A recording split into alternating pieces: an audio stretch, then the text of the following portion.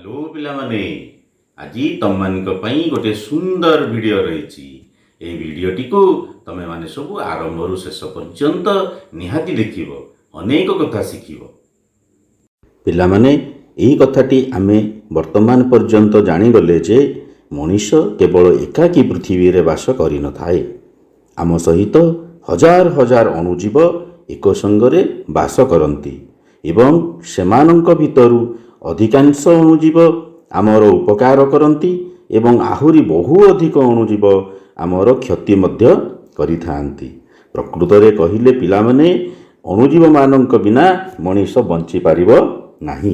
तेणु आस आमे प्रथमे अणुजीव माने आमर किपरि उपकार करती सही विषय रे जानिबा। तो पिलामाने आमे जो खाद्य प्रस्तुत करिथाउ सेति भितरु अनेक खाद्य रे प्रस्तुति करिबा पाई अणुजीव मानंकर सहायता निहाती आवश्यक पड़ी थाए।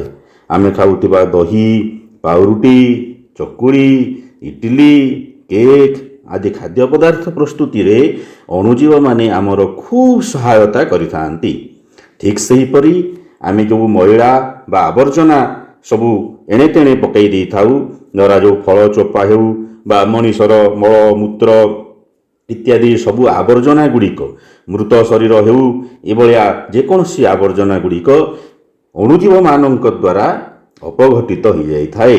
अणुजीव माने सही आवर्जना गुड़िकु अपघटन करी माटी रे मिसाई देई थांती एवं सेथिरे थिबा आमर आवश्यक पोषक गुड़िकु जो पोषक सब रही थाए सही पोषक गुड़िकु पुनर्बार से माने कौन करती ना परिवेश को फेरई दे थांती।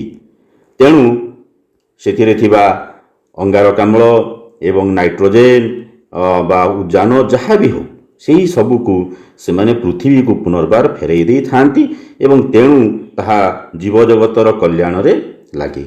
एवं यही मैला एवं आवर्जना को अपघटन करिया फल रे आमर परिवेश कौन हुए ना परिष्कार रही थाए, सफा रही थाए, निर्मल रही थाए एवं आमे मध्य सेथिपाई रोगमुक्त रही थाउ।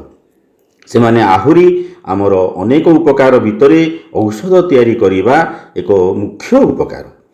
आमे जो रोगरे पड़ी थाउ एवं रोगर उपशम पई जेतेबेले औषध सब ग्रहण करूच पिलामाने सही औषध सब एई अणुजीव मानंक द्वारा ही प्रस्तुत करा जाई थाए। तेणु ये भलिया अणुजीव माने आमर केते जे आदौ आवश्यक केते उपकारी ताहा तमे जानि पारुथिबो। तेणु तो एमानंक बिना मनीष आदौ बंची पारिबो नाही। एवं सबुठारु आउ गोटे मुख्य काम होला जे अणुजीव माने जबक्षार जान विबंधन करिथांती। एहा आमे गत अध्याय रे मध्य एही विषय रे जानिथिले। कारण उद्भिद कोन करे ना मुक्त भाव रे थिबा जबक्षार जान को ग्रहण करि पारि न थाए। तेणु से माने जबक्षार जान विबंधन करि सारिबा परे जाई उद्भिद ग्रहण करे। तेणु एही जबक्षार जान को विबंधन करिवार कार्यटी मध्य अणुजीव मानक द्वारा घटित होई थाए। एवं अणुजीव मानक द्वारा कल आउ कारखाना रे तो बहु एमानकर आवश्यकता रही थाए। शिल्प एवं आमर कल कारखाना रे एई अणुजीव माने यथेष्ट भाव रे व्यवहृत होती। एमानंकु व्यवहार न करी अनेक कल कारखाना चली पारिबो नाही। पिला माने तमे समस्ते दही खाइथिबो ना। दही खाइबाकू तमे तो खूब भल पाओ, किंतु तमे जानिच ए दही किपरि प्रस्तुत हुए? हाँ, दही कौन ना क्षीर रु प्रस्तुत हुए। क्षीर रु दही प्रस्तुत होई थाए। ताहेले पिला माने क्षीर रु किपरि भाव रे दही प्रस्तुत हुए? आमे कौन करि थाउ ना क्षीर रे किछि बुंदाए 1 चामच 2 चामच दही मिसाई दिया जाए एवं ताकू रखी दिया जाए रात्रि रखीदेले सी कौन हो ना किछि समय परे दही रे परिणत हो जाए। सबु क्षीर तक दही रे परिणत हो जाए। ताहेले यह किपरि संभव हुए पिला माने? जे आमे जानिचु जे आमर दही रे लैक्टोबासिलस नामक गोटे बीजाणु, तमे चित्र रे देखि पारुछ, एटा होछि लैक्टोबासिलस नामक गोटे बीजाणु बा बैक्टेरिया जाहाको आमे कहूछु। एई भलिया बीजाणु द्वारा आमे क्षीर रु दही करिबा पई समर्थ हेई थाउ। एही बीजाणुटी को जेतेबेले क्षीर रे मिसाई दिया जाई थाए तो दही रे एही बीजाणु थाए। ତ ଅଳ୍ପ ପରିମାଣର ଦହିକୁ ଯଦି କ୍ଷୀରରେ ମିଶାଇ ଦିଆଯାଏ ତାହେଲେ ସେ ସମୁଦାୟ କ୍ଷୀରରେ ଏହି ଲାକ୍ଟୋବାସିଲସ୍ ବୀଜାଣୁଟି ଖୁବ୍ ଦ୍ରୁତ ବେଗରେ ତାର କ'ଣ କରିଥାଏ ନା ବୃଦ୍ଧି ଘଟିଥାଏ, ସେରା ବଂଶ ବୃଦ୍ଧି କରିଥାଏ। ତେଣୁ ତାର ସେହି ଦ୍ରୁତ ବେଗରେ ବୃଦ୍ଧି ହେବା ଫଳରେ ଆମର କ୍ଷୀର କ'ଣ ହେଇଯାଏ ନା ଦହିରେ ପରିଣତ ହେଇଯାଏ ଏବଂ ଆମେ ସେ ଦହିକୁ ଖାଇଥାଉ। ତେଣୁ ସେହିପରି ଭାବରେ ଆମର ଛେନା ଏବଂ ଆଚାର ଏବଂ ଅନ୍ୟାନ୍ୟ ସବୁ ଦ୍ରବ୍ୟ ଗୁଡ଼ିକର ମଧ୍ୟ ପ୍ରସ୍ତୁତ ଏହି ବୀଜାଣୁମାନଙ୍କ ଦ୍ୱାରା ହିଁ ସମ୍ଭବ ହୋଇଥାଏ। ଏବେ ଆମେ ବୀଜାଣୁମାନଙ୍କ ଦ୍ୱାରା ଆମେ କିଛି ଉପକାର ଜାଣିଲେ, ବର୍ତ୍ତମାନ ଆମେ କବକମାନଙ୍କ ଦ୍ୱାରା କିପରି ଆମେ ଉପକୃତ ହୋଇଥାଉ ସେହି ବିଷୟରେ ଜାଣିବା। ତମେ ସମସ୍ତେ ପିଲାମାନେ ପାଉଁରୁଟି ଖାଇଥିବ, ଏ ହେଉଛି ସେହି ପାଉଁରୁଟି। ତ ପାଉଁରୁଟି ଖାଇଛ ସିନା, କିନ୍ତୁ ତାକୁ କିପରି ଭାବରେ ପ୍ରସ୍ତୁତ କରାଯାଏ ତାହା ଜାଣିଛ କି? ଦେଖ, ଏହି ପାଉଁରୁଟି ପ୍ରସ୍ତୁତ ପାଇଁ ଆମକୁ କିଛି ଦ୍ରବ୍ୟର ଆବଶ୍ୟକତା ପଡ଼ିଥାଏ। ଏକରେ ହେଲା ଆମେ କିଛି ମଇଦା ନେଇଯିବା ଏବଂ ମଇଦା ସହ କିଛି ଚିନି ମିଶାଇଦେବା। ଚିନି ସହିତ କିଛି ଗରମ ପାଣି ସେଥିରେ ମିଶାଇଦେବା ଏବଂ ତା ସହିତ କିଛି ଇଷ୍ଟ ମିଶାଇଦେବା। ଦେଖୁଛ, ଏଇଟା ହେଉଛି ଇଷ୍ଟର ଚିତ୍ର। ଏବଂ ପିଲାମାନେ, ତମେ ସମସ୍ତେ ଜାଣିଛ ଯେ ଇଷ୍ଟ ହେଉଛି ଗୋଟିଏ କବକ। ତେଣୁ ଏହି ଇଷ୍ଟ ନାମକ କବକକୁ ଏଇ ଯେଉଁ ପାତ୍ରରେ ଦେଖୁଛ ଏଗୁଡ଼ାକ ହେଉଛନ୍ତି ଇଷ୍ଟ। ତେଣୁ ଏହି ଇଷ୍ଟକୁ ଆମେ ଏଥିରେ ମିଶାଇଦେବା ଏବଂ ତାକୁ କ'ଣ କରିବା ନା ତାକୁ ଚକଟି ତମେ ଘରେ ଦେଖିଥିବ ମା ମାନେ କରୁଥିବେ। ତେଣୁ ଚକଟି ଆମେ କ'ଣ କରିବା ନା ଗୋଲ ଗୋଲ କରିଦେବା। ଏମିତି ଗୋଲ ଏଠି ଦେଖିପାରୁଛ, ଏଠି ଗୋଲ ଗୋଲ କରାଯାଇଛି। ପ୍ରଥମରେ ଏଟା ଗୋଟେ ଗୋଲ କରାଯାଇଛି ଏବଂ ଏଇଭଳିଆ ଗୋଲ କରିଦେଇ ସାରିଲା ପରେ କିଛି ସମୟ ଆମେ ରଖିଦେବା। ତାପରେ ପିଲାମାନେ, ତମେ ଦେଖୁଥିବ କେତେବେଳେ ତମେ ଯଦି ଯାନିଯାତ୍ରାକୁ ଯାଇଥିବ ତାହେଲେ ସେଠାରେ ତମେ ମଥୁରା କେକ୍ ଖାଇଥିବ ଏବଂ ଦେଖିଥିବ ସେଠାରେ ମଥୁରା କେକ୍ କେମିତି ଛୋଟ ଛୋଟ ଗୋଲା କରିକି ରଖି ଦିଆଯାଏ ଏବଂ ସାଙ୍ଗେ ସାଙ୍ଗେ ସେଇଟା ଫୁଲିଯାଏ। ଏଗୁଡ଼ାକ ଧୀରେ ଧୀରେ ଫୁଲିଯାଏ।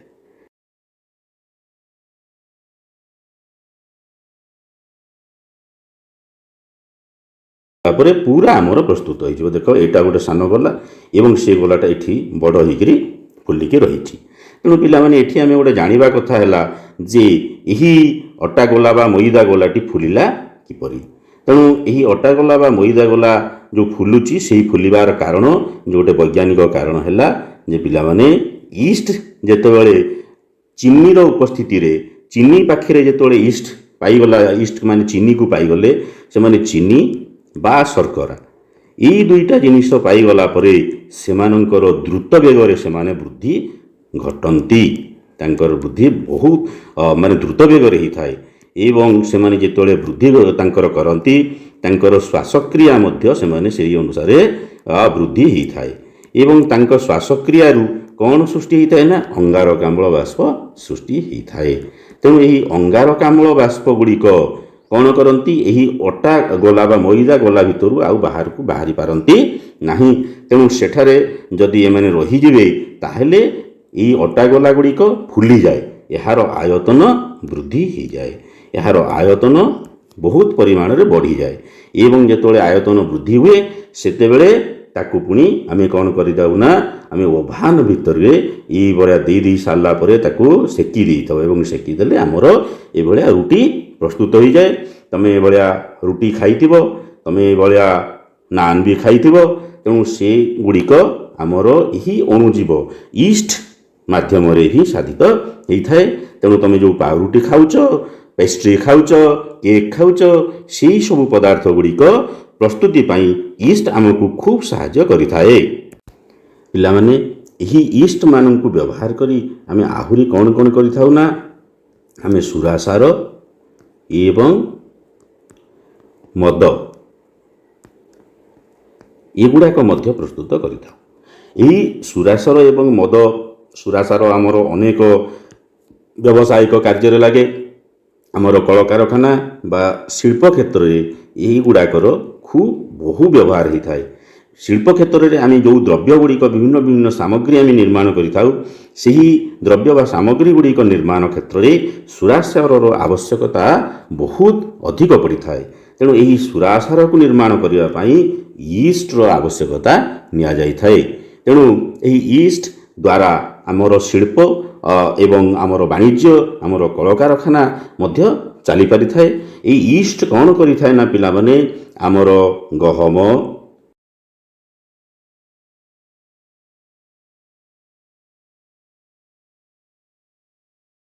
ଏସବୁ ମିଠା ମିଠା ଜାତିର ଜିନିଷ ଗୁଡ଼ାକ, ଏଇ ଭିତରେ ଶର୍କରା ଥାଏ। ଏଥିରେ କ'ଣ କରିଥାଏ ନା, ଏଗୁଡ଼ାକ ଶର୍କରା ଜାତୀୟ ଖାଦ୍ୟ କୁହାଯାଏ। ଶର୍କରା ଥାଏ। ଏହି ଶର୍କରା ଜାତୀୟ ଖାଦ୍ୟରେ ଯଦି ଆମେ ଇଷ୍ଟ ମିଶାଇ ଦେବା ତାହେଲେ ଇଷ୍ଟ ସେଥିରେ ତା'ର ବଂଶବୃଦ୍ଧି କରିଥାଏ, ଏହା ଆମେ ଜାଣିଛୁ। ତେଣୁ ଏହି ବଂଶବୃଦ୍ଧି କରିବା ଦ୍ୱାରା ହିଁ ଆମର କ'ଣ ହେଇଯାଏ ନା, ସେହି ଶର୍କରା ଆମର ସୁରା ସାରରେ ପରିଣତ ହେଇଯାଏ। ସୁରା ସାର।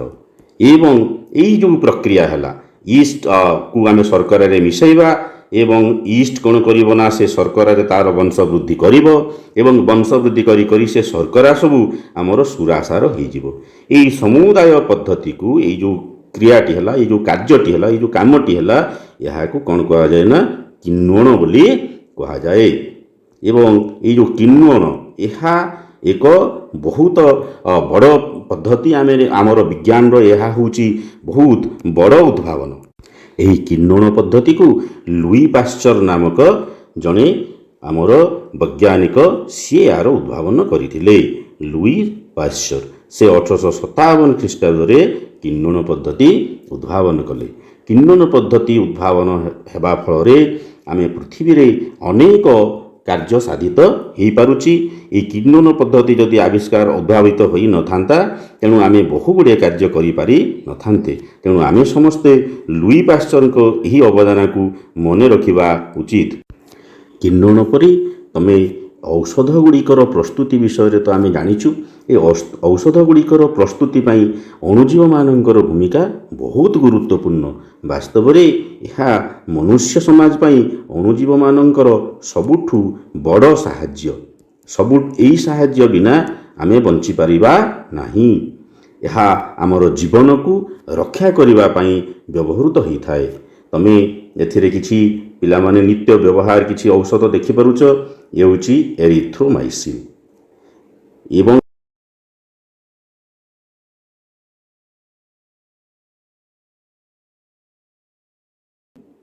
ଏବଂ ଇଏ ହେଉଛି ଆମକ୍ସିଲିନ୍। ଏହି ସବୁ ଗୁଡ଼ାଏ ଔଷଧକୁ ଆମେ କ'ଣ କହିଥାଉ ନା, ଆଣ୍ଟିବାୟୋଟିକ୍ସ ବୋଲି କହିଥାଉ। ଆଣ୍ଟିବାୟୋଟିକ୍ସର ବ୍ୟବହାର ବିଷୟରେ ତ ପିଲାମାନେ ତମେ ଖୁବ୍ ଜାଣିଥିବ, ଶୁଣିଥିବ। ଯଦି ଜାଣିନଥିବ ତମେ ଘରେ କିମ୍ବା କିଛି ବଡ଼ ଲୋକଙ୍କୁ ପଚାରିପାର। ଏମାନଙ୍କୁ ଆଣ୍ଟିବାୟୋଟିକ୍ ବା ଆମେ ଓଡ଼ିଆରେ ତାକୁ ଜୀବଘ୍ନ ବୋଲି କହିଥାଉ। ତେଣୁ ଏହି ଜୀବଘ୍ନ ଗୁଡ଼ିକ ଆମର କ'ଣ କାମରେ ଲାଗନ୍ତି? ଏହି ଜୀବଘ୍ନ ଗୁଡ଼ିକ ଆମର ଶରୀରରେ ଯେଉଁ ରୋଗ ହୋଇଥାଏ ଏବଂ ସେହି ରୋଗ ଗୁଡ଼ିକ ଅଣୁଜୀବମାନଙ୍କ ଦ୍ୱାରା ହିଁ ସୃଷ୍ଟି ହୋଇଥାଏ। ଆମେ ଜାଣିଛୁ ଯେ ଅଣୁଜୀବମାନଙ୍କ ଦ୍ୱାରା ଅନେକ ରୋଗ ସୃଷ୍ଟି ହୁଏ ଏବଂ ଯେତେବେଳେ ଅଣୁଜୀବମାନଙ୍କ ଦ୍ୱାରା ଆମର ରୋଗ ସୃଷ୍ଟି ହୁଏ, ସେହି ଅଣୁଜୀବମାନଙ୍କର ତାଙ୍କୁ ମାରିଦେବା ପାଇଁ କିମ୍ବା ତାଙ୍କର ବଂଶବୃଦ୍ଧିକୁ ଅବରୋଧ କରିଦେବା ପାଇଁ, ପ୍ରତିରୋଧ କରିଦେବା ପାଇଁ, କମ୍ କରିଦେବା ପାଇଁ ଏହି ଆଣ୍ଟିବାୟୋଟିକ୍ ଗୁଡ଼ିକର ବ୍ୟବହାର କରାଯାଏ। ଏହି ଆଣ୍ଟିବାୟୋଟିକ୍ ଗୁଡ଼ିକ ବିଭିନ୍ନ ଅଣୁଜୀବମାନଙ୍କ ଠାରୁ ହିଁ ପ୍ରସ୍ତୁତି ହୋଇଥାଏ। ଏଗୁଡ଼ିକ ମଧ୍ୟ ଅଣୁଜୀବମାନଙ୍କ ଦ୍ୱାରା ପ୍ରସ୍ତୁତି ହୋଇଥାଏ ଏବଂ ଏମାନଙ୍କ ଦ୍ୱାରା ମଧ୍ୟ ସେହି ଅଣୁଜୀବମାନଙ୍କୁ ମାରି ଦିଆଯାଇଥାଏ ଏବଂ କିମ୍ବା ତାଙ୍କର ବଂଶବୃଦ୍ଧିକୁ କମ୍ କରି ଦିଆଯାଇପାରିଥାଏ। ତେଣୁ ତମେ ପିଲାମାନେ ବର୍ତ୍ତମାନ ବୁଝିପାରୁଥିବ ଯେ ଏହି ଆଣ୍ଟିବାୟୋଟିକ୍ ବା ଜୀବଘ୍ନ ଆମ ପାଇଁ କେତେ ଆବଶ୍ୟକ। ଆମେ ଏହାଦ୍ୱାରା ଆମର ଶହ ଶହ ରୋଗରୁ, ହଜାର ହଜାର ରୋଗରୁ ଆମକୁ ରକ୍ଷା ମିଳିଥାଏ। ପ୍ରତି ସମୟରେ ଆମେ ଏହାକୁ ଇଞ୍ଜେକ୍ସନ୍ ଅଥବା ତମର ଗୋଟିଏ ଘାଟିଏ ହୋଇଗଲା, ତମେ କିଛି ଆଣ୍ଟିବାୟୋଟିକ୍ ତମକୁ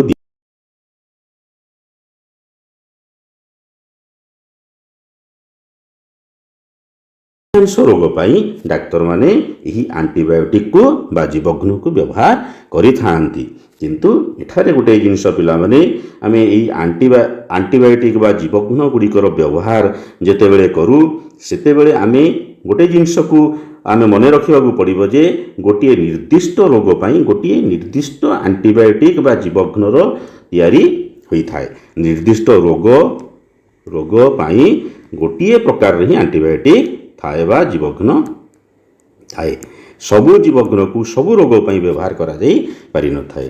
ଏହାକୁ ଇଞ୍ଜେକ୍ସନ କିମ୍ବା ଟ୍ୟାବଲେଟ୍ ମାଧ୍ୟମରେ ଆମେ ବ୍ୟବହାର କରିଥାଉ। ଠିକ୍ ସେପରି କେବଳ ମଣିଷ ନୁହଁ ପିଲାମାନେ, ପଶୁପକ୍ଷୀମାନଙ୍କ ପାଇଁ ମଧ୍ୟ, ପଶୁପକ୍ଷୀମାନଙ୍କର ରୋଗରୁ ରକ୍ଷା କରିବା ପାଇଁ ମଧ୍ୟ ଏହି ଆଣ୍ଟିବାୟୋଟିକ୍ ବା ଜୀବଘ୍ନକୁ ବ୍ୟବହାର କରାଯାଇଥାଏ। ତାଙ୍କୁ କିଛି ଖାଦ୍ୟ, ପଶୁମାନଙ୍କୁ ତୁମେ ଦେଖିଥିବ, କିଛି କିଛି ପଶୁକୁ ରୋଗ ହେଲେ କ'ଣ କରାଯାଇଥାଏ ନା ତାଙ୍କୁ କିଛି ଖାଦ୍ୟରେ ମିଶାଇ ଦେଇ ଦିଆଯାଏ। ଖାଦ୍ୟରେ ଜୀବଘ୍ନ ମିଶାଇ ତାଙ୍କୁ ଦିଆଯାଇଥାଏ ଏବଂ ପଶୁମାନେ ତାହା ଖାଇଦିଅନ୍ତି। ଖାଇଦେବା ଫଳରେ ସେମାନେ ଉପଶମ ଲାଭ କରନ୍ତି। ଏବଂ ଉଦ୍ଭିଦମାନଙ୍କର ବିଭିନ୍ନ ରୋଗ ପାଇଁ ମଧ୍ୟ ପିଲାମାନେ ତୁମେ ଏଠାରେ ଜାଣ ଯେ ଉଦ୍ଭିଦମାନଙ୍କର ବିଭିନ୍ନ ରୋଗ ପାଇଁ ମଧ୍ୟ ଏହି ଜୀବଘ୍ନକୁ ହିଁ ବ୍ୟବହାର କରାଯାଇଥାଏ। ତେଣୁ ଏହି ଜୀବଘ୍ନ ବା ଆଣ୍ଟିବାୟୋଟିକ୍ ଅଣୁଜୀବମାନଙ୍କ ଦ୍ୱାରା ମଣିଷ ତଥା ଉଦ୍ଭିଦ ତଥା ଆମର ପଶୁପକ୍ଷୀ ସମସ୍ତଙ୍କ ପାଇଁ ଏକ ଅତୁଳନୀୟ ଅବଦାନ। ପିଲାମାନେ ଏହି ଯେଉଁ ଜୀବଘ୍ନ ଆମର ଏତେ ଉପକାରୀ, ସେହି ଜୀବଘ୍ନକୁ ଯେଉଁ ମହାପୁରୁଷ ଉଦ୍ଭାବନ କରିଥିଲେ ତାଙ୍କୁ ଆମେ କେମିତି ଭୁଲିଯିବା? ସିଏ ହେଉଛନ୍ତି ଆଲେକ୍ଜାଣ୍ଡାର ଫ୍ଲେମିଂ, ବୈଜ୍ଞାନିକ ଆଲେକ୍ଜାଣ୍ଡାର ଫ୍ଲେମିଂ। ସେ 1929 ଖ୍ରୀଷ୍ଟାବ୍ଦରେ ଆମର ଜୀବଘ୍ନର ଉଦ୍ଭାବନ କରିଥିଲେ। ସେ କିପରି ଏହା କରିଥିଲେ? ଯେତେବେଳେ ସେ ତାଙ୍କର ବିଜ୍ଞାନାଗାରରେ କାର୍ଯ୍ୟ କରୁଥିଲେ ସେତେବେଳେ ସେ ହଠାତ୍ କ'ଣ କଲେ, ଦେଖିଲେ ଯେ ଗୋଟିଏ ପୋଷଣ ପ୍ଲେଟ୍ରେ କିଛି ସବୁଜ ରଙ୍ଗର ଏକ କବକ ବା ଫିମ୍ପି ଜାତୀୟ ଅଣୁଜୀବର ରେଣୁ ସେ ଦେଖିବାକୁ ପାଇଲେ। ଏଇଭଳିଆ ସେ ସବୁ ପ୍ରତିଦିନ ତ ସେ ତାଙ୍କ ଉପରେ କାର୍ଯ୍ୟ କରୁଥାନ୍ତି। ତେଣୁ ଗୋଟିଏ ଦିନ ହଠାତ୍ କିଛି କବକ ବା ଫିମ୍ପିକୁ ସେ ଦେଖିବାକୁ ପାଇଲେ ସବୁଜ ରଙ୍ଗର, ଏବଂ ତାଙ୍କର ବଂଶବୃଦ୍ଧିକୁ ସେମାନେ ପ୍ରତିହତ କରି ଦେଇଥିଲେ। ତେଣୁ ସେହି ଫିମ୍ପିରୁ ହିଁ ସେହିଦିନ ଠାରୁ ଆମର କ'ଣ ନା ପେନିସିଲିନ୍ ଉଦ୍ଭାବିତ ହେଲା। ଏବଂ ପେନିସିଲିନ୍ ହେଉଛି ଆମର ପ୍ରଥମ ଆଣ୍ଟିବାୟୋଟିକ୍, ଯାହାକି ଆଲେକ୍ଜାଣ୍ଡାର ଫ୍ଲେମିଂଙ୍କ ଦ୍ୱାରା ଉଦ୍ଭାବିତ ହୋଇଥିଲା। ତେଣୁ ପିଲାମାନେ ଏଇ ଜୀବଜଗତ ପାଇଁ ଅଣୁଜୀବମାନଙ୍କର ଖୁବ୍ ଭୂମିକା ରହିଛି। ସେମାନେ ଆମର ବହୁତ ଉପକାର କରନ୍ତି। କିନ୍ତୁ ଏଠାରେ ଗୋଟିଏ ଜିନିଷ ପିଲାମାନେ, ଯେତେବେଳେ ଜୀବଘ୍ନ ବା ଆଣ୍ଟିବାୟୋଟିକ୍କୁ ଆମେ ବ୍ୟବହାର କରୁଛୁ ସେତେବେଳେ କେବଳ ଆମେ ଡାକ୍ତରଙ୍କ ପରାମର୍ଶ ଦ୍ୱାରା ହିଁ କରିବା। ଡାକ୍ତରଙ୍କ ପରାମର୍ଶ ବିନା ଆମେ କେବେ ମଧ୍ୟ ଆମେ ବଜାରରୁ କିଛି ଔଷଧ କିଣି ଆଣି ତାକୁ ସେବନ କରିବା ନାହିଁ। କାରଣ କେଉଁ ରୋଗ ପାଇଁ କେଉଁ ଆଣ୍ଟିବାୟୋଟିକ୍ ବା ଜୀବଘ୍ନର ଆବଶ୍ୟକତା ପଡ଼ିଥାଏ ଏବଂ କାହା ପାଇଁ କେତେ ମାତ୍ରା ତାହା ମଧ୍ୟ ଖୁବ୍ ଗୁରୁତ୍ୱପୂର୍ଣ୍ଣ। ସେହି ମାତ୍ରାକୁ ଜାଣିବା ମଧ୍ୟ ଅତି ଆବଶ୍ୟକ। ତେଣୁ ଆମେ ଯଦି ଅନୁଭୂତି ସମ୍ପନ୍ନ ଡାକ୍ତରମାନଙ୍କ ଠାରୁ ଏହି ଔଷଧ ବ୍ୟବହାର କରିବା ପାଇଁ ଆବଶ୍ୟକ ପରାମର୍ଶ ନ ନେବା, ତାହେଲେ ସେମାନେ ଆମ ଶରୀରର ଉପକାର ପରିବର୍ତ୍ତେ ସେମାନେ ମଧ୍ୟ ଅନେକ କ୍ଷତି କରିଦେବେ। କାରଣ ସେମାନେ ବି ତ କିଛି କିଛି ଅଣୁଜୀବ, ତେଣୁ ସେ ଅଣୁଜୀବମାନେ ଉପକାର କରନ୍ତି। ତେଣୁ ଉପକାର ପରିବର୍ତ୍ତେ ଆମେ ଯଦି ଠିକ୍ ମାତ୍ରା ଏବଂ ଠିକ୍ ଜୀବଘ୍ନଟିକୁ ବ୍ୟବହାର ନ କରିବା ତାହେଲେ ଆମର ବହୁତ କ୍ଷତି ହୋଇଯିବ। ତେଣୁ ପିଲାମାନେ ଆମେ ଅଣୁଜୀବମାନେ ଆମର କେତେ ଉପକାରରେ ଲାଗନ୍ତି ଏହି ଭିଡ଼ିଓକୁ ଦେଖିବ ଏବଂ ଯଦି ଆବଶ୍ୟକ ପଡ଼ିଲେ ତାହେଲେ ମୋତେ ତୁମେ କମେଣ୍ଟ ସେକ୍ସନରେ ପ୍ରଶ୍ନ ମଧ୍ୟ ପଚାରିପାରିବ। ତେଣୁ ବହୁତ ବହୁତ ଧନ୍ୟବାଦ।